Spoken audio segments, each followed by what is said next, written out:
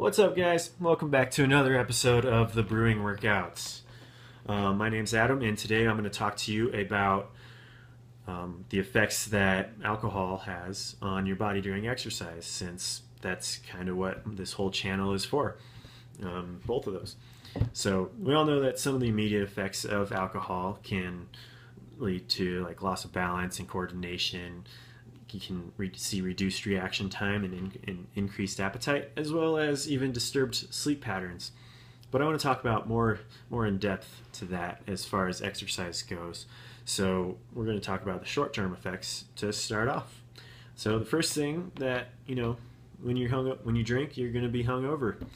And when you're hungover, you can't produce or you can't perform at the best of your capabilities. And one of those reasons is because of dehydration. Now, this is caused because alcohol is a diuretic, and which means that your kidney is going to be producing more urine. So it's going to be spitting out all those fluids, whereas you need those fluids in your body to have a good workout. So hydration also helps to increase blood flow, and it's very essential for circulating oxygen and nutrients into your body, into your muscles, so that you can have a good workout. Second thing is going to be your energy levels. Your energy levels are going to be super low after a night of drinking, because your liver is going to be used to detox instead of produce the glucose that it typically does from the nutrients that you've eaten. And what that kind of means is you won't be able to put them towards the right spot where glucose is typically what you're going to use when you're working out. And instead you're going to be using fat as your fuel, and you are going to be a lot slower and less powerful and less explosive than you typically would. Another one is going to be because you will have an unusual heart rhythm for up to 2 days after your drinking binge. So this is going to put a whole lot of extra stress on your organs just by itself. But when you add the elevated heart rate from exercising, those two combined is just going to put so much stress on your body that your body isn't going to be able to take it, and you're not going to be able to perform at the correct level that you are hoping for. So if you have a big race or event, or even just a big workout, I would highly recommend not to do that. Some more long-term effects of drinking alcohol is going to be weight gain. So as far as calories goes, there are 7 calories per gram of alcohol, and that's almost as high as fat, where fat is 9 calories per gram. And that just kind of adds on as when you're drinking, when you just keep throwing back the beers, throwing back the shots, it just keeps adding calories. And then once you're done drinking, you get hungry.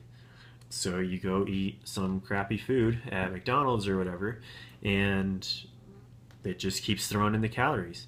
So when you do that on a particularly frequent basis, you are going to be taking in more calories. I think I killed that boat.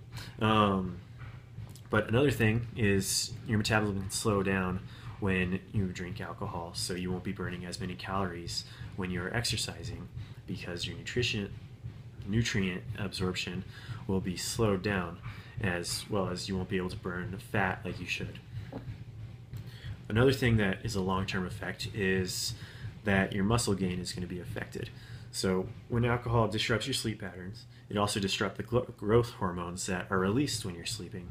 So things like testosterone, which is going to be your biggest hormone that is used to gain muscle, it's going to be kind of non-existent. It's going to lower. So even if you were trying to have babies, you wouldn't want to be drinking a lot. So what happens is alcohol will poison the muscles so that they can't work properly for up to 3 days. So that's pretty significant. So if you drink on a Saturday heavily, you're not going to be able to, your muscles won't be able to see much improvement until the following Tuesday. So if you're doing this on a frequent basis, if you just do it once a week, you're looking at only 4 days of the week that you can actually improve.